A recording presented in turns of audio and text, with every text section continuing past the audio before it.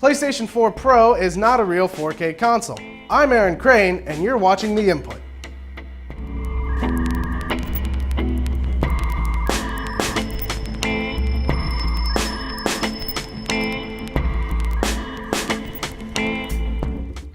PlayStation 4 Pro made its big debut September 8th, and Sony is selling it as a 4K gaming box. But most of the games the company showed were not rendering a native 4K image. Instead, you were probably seeing something closer to 1440p or 1800p.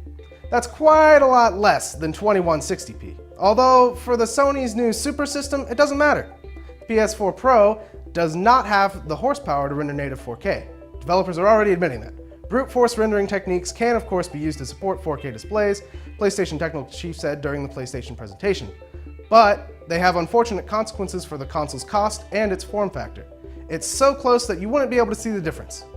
For Sony, it wants to use the special baked-in features of the Pro to give players an experience that will look indistinguishable from 4K to the naked eye.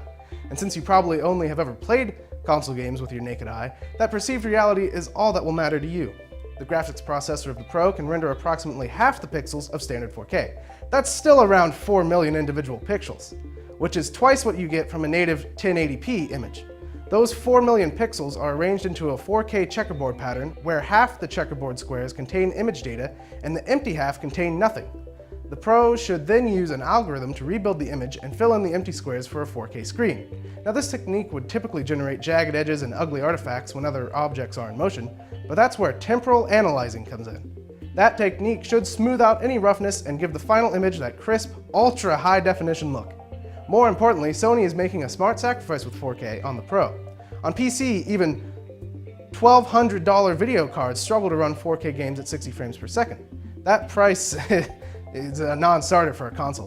When you sit 10 feet away from your display like most people do when they play console games from a couch, the human eye struggles to see the difference between 1080 and 4K.